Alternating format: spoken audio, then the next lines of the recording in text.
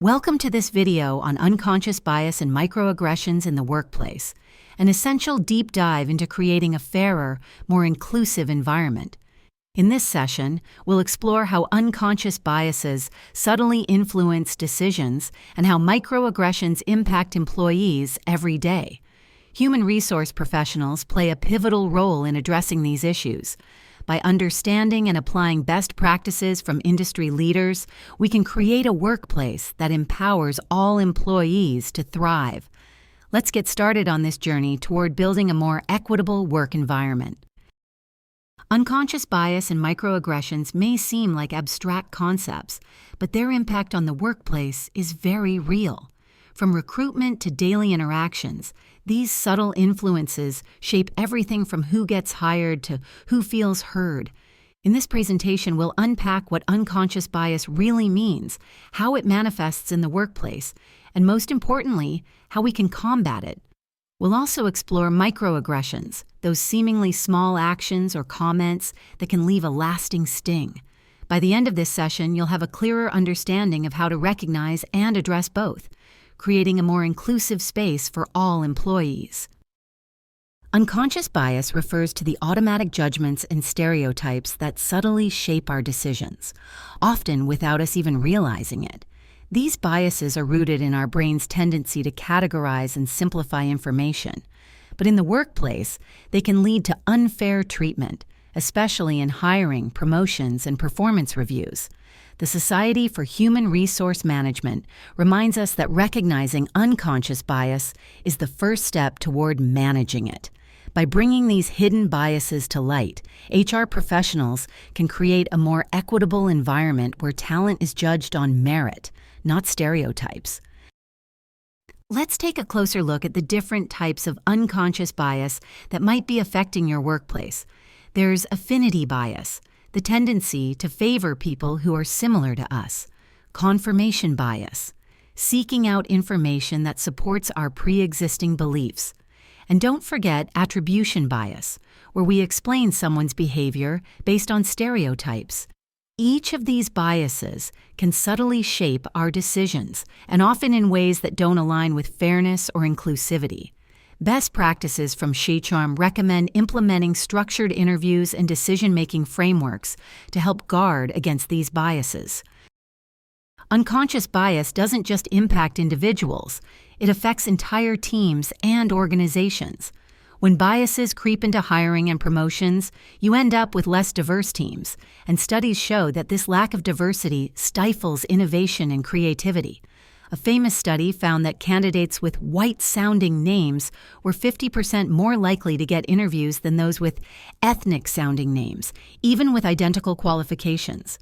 HR professionals can play a crucial role in disrupting these patterns by ensuring that every decision is driven by data, not assumptions.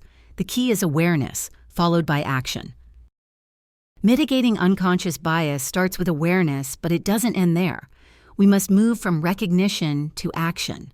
One effective strategy is conducting regular bias audits in recruitment and promotion processes. Blind recruitment, where identifying details like name and background are removed from applications, can also be a game changer.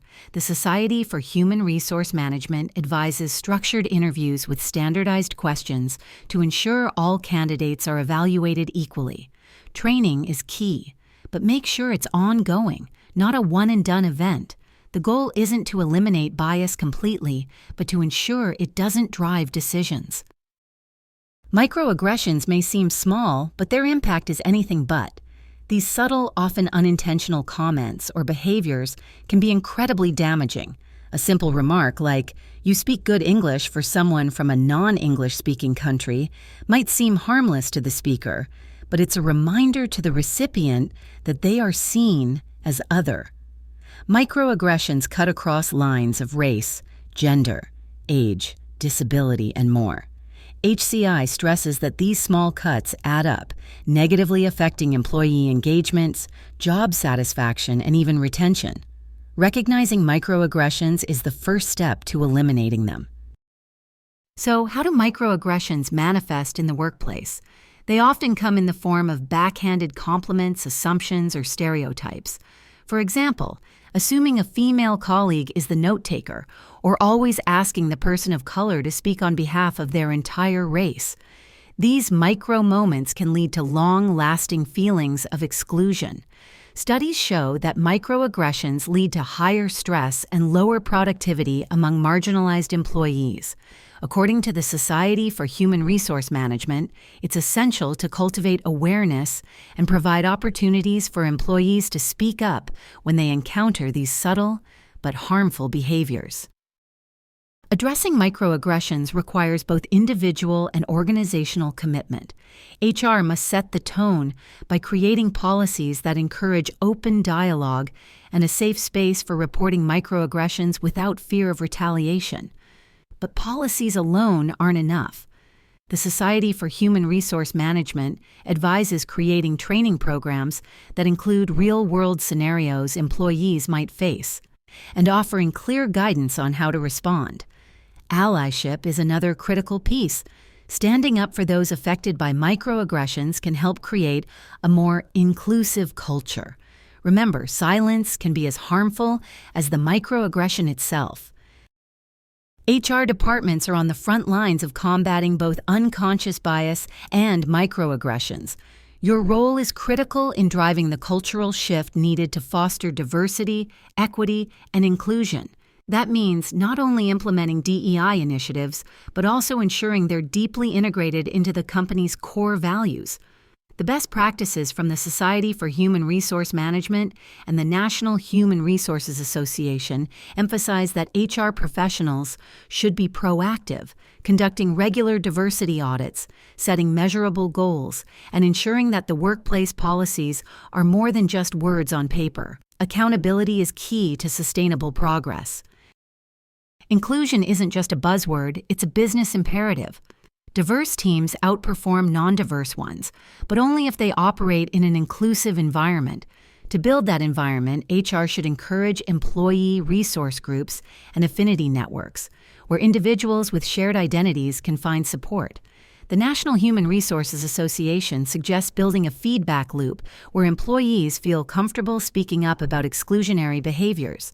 And the Society for Human Resource Management reminds us that inclusivity should be baked into every policy, from onboarding to leadership training. When inclusion is intentional, it becomes transformative. Unconscious bias and microaggressions can erode the foundation of a workplace if left unchecked. But by recognizing, addressing, and actively working to eliminate them, we can create a more inclusive, equitable environment for everyone. Now it's your turn.